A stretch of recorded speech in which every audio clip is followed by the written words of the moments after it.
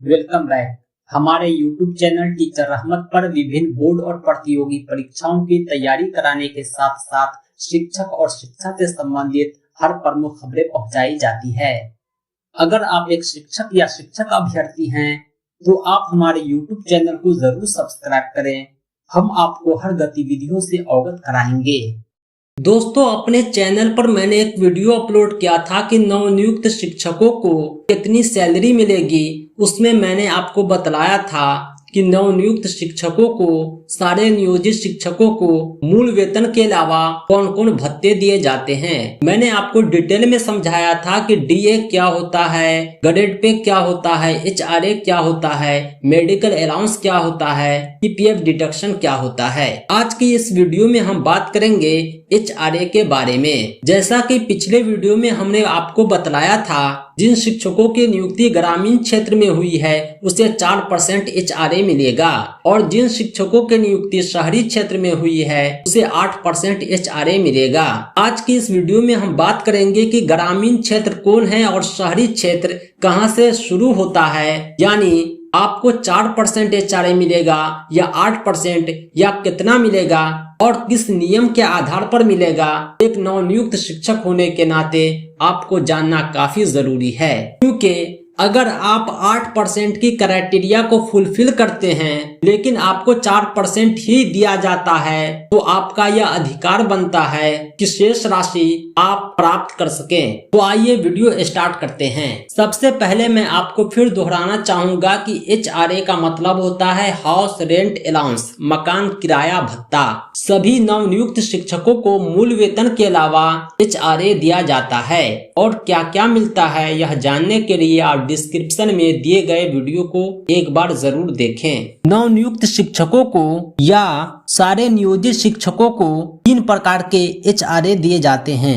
एक मूल वेतन का 4%, दूसरा मूल वेतन का 6%, तीसरा मूल वेतन का 8%। और यह एचआरए बिहार राज्य कर्मचारी मकान किराया भत्ता नियमावली 1980 के तहत दिया जाता है। ऐसा इसलिए कि 1980 से पहले आवास भत्ता का नाम चर्चा नहीं था। इस नियमावली के आलोक में बिहार सरकार शिक्षा विभाग ने 11/8/2015 को आदेश जारी किया कि सारे नियोजित शिक्षकों को मूल वेतन के अलावा मकान किराया भत्ता भी दिया जाएगा। इसको 4 कैटेगरी में कैटेगराइज किया गया। एक हुआ ग्रामीण क्षेत्र, वहाँ 4% एचआरए दिया जाएगा। ग्रामीण क्षेत्र उसको बोलते हैं जो पंचायती राज विभाग के अधीन है, जहाँ मुखिया, सरपंच आदि चयनित किए जाते हैं। और जो क्षेत्र शहरी क्षेत्र के अंतर्गत आते हैं, जहां वार्ड पार्षद होता है, वहां आवास भत्ता 4% से अधिक दिए जाएंगे।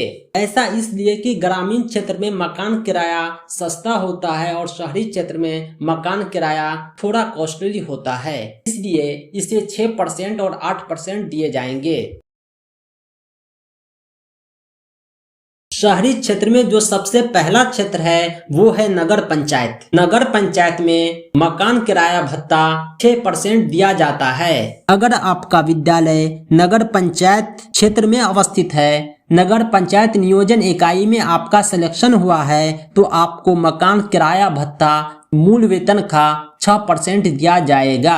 अब हम बात करते हैं दूसरे कंडीशन की ओर। दूसरा जो कंडीशन है नगर निगम और नगर परिषद से संबंधित है। अगर आपका विद्यालय नगर निगम क्षेत्र में है या नगर परिषद क्षेत्र में है तो आपको 8% एचआरए दिया जाएगा।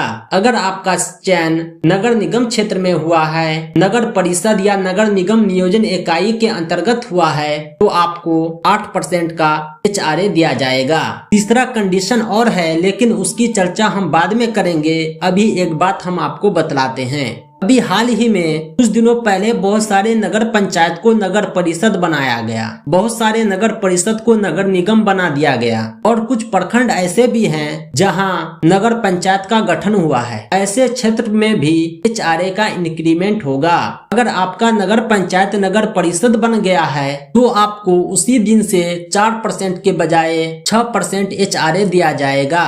अगर आप ऐसे नियोजन इकाई में हैं जो नगर पंचायत के रूप में अस्तित्व पाया है तो आपको 4% के बजाय 6%। अगर आप ऐसे ग्रामीण क्षेत्र के विद्यालय में हैं जो नगर पंचायत के रूप में अस्तित्व में आया है तो आपको 4% के बजाय अब 6% HRA दिया जाएगा। अगर आप पहले नगर पंचायत नियोजन इकाई में थे, अब आपका क्षेत्र नगर परिषद बन चुका है तो आपको 6% के बजाय 8% HRA दिया जाएगा। इसी प्रकार बहुत सारे नगर परिषद जो नगर निगम बने हैं उन क्षेत्र के विद्यालय में भी 8% HRA दिया जाएगा। अब तीसरा जो इम्पोर्टेंट कंडीशन है वो है कि नगर परिषद और नगर निगम के बाहर 8 किलोमीटर के अंदर अवस्थित विद्यालय के शिक्षक या कर्मियों को भी 8% के दर से मकान किराया भत्ता दिया जाएगा। यानी आप जो है ग्रामीण क्षेत्र में रहते हैं, नगर निगम, नगर पंचायत या नगर परिषद में नहीं रहते हैं, फिर भी आपको 8% HRA मिल सकता है। उसके लिए शर्त यह है कि आपका ग्रामीण क्षेत्र शहर के काफी करीब होना चाहिए, 8 किलोमीटर के अंदर होना चाहिए। इसके लिए आप दूरी का प्रमाण पत्र पथ निर्माण विभाग के संबंधित पथ प्रमंडल के द्वारा निर्गत करवा सकते हैं। अगर आपको इस नियम के आलोक में HRA नहीं मिल रहा है तो आप उचित कदम अवश्य उठाएं। आपको आपका उचित वेतन अंतर वेतन के रूप में मिल जाएगा। दोस्तों, हमारे चैनल पर नवनियुक्त शिक्षकों के हर समस्या का समाधान किया जाता है। नवनियुक्त शिक्षकों से संबंधित बहुत सारे वीडियो हैं जिसे आप इस वीडियो के डिस्क्रिप्शन से देख सकते हैं। साथ ही साथ अगर आपके कोई क्वेश्चन हो, कंफ्यूजन हो तो आप कमेंट बॉक्स में जरूर पूछें। मकान किराया भत्ता से संबंधित समस्तीपुर जिला शिक्षा पदाधिकारी का कार्यालय आदेश अभी आप स्क्रीन पर देख रहे होंगे। जो बातें मैंने आपको बतलाया है सब कुछ इसी में लिखा हुआ है। अब आपको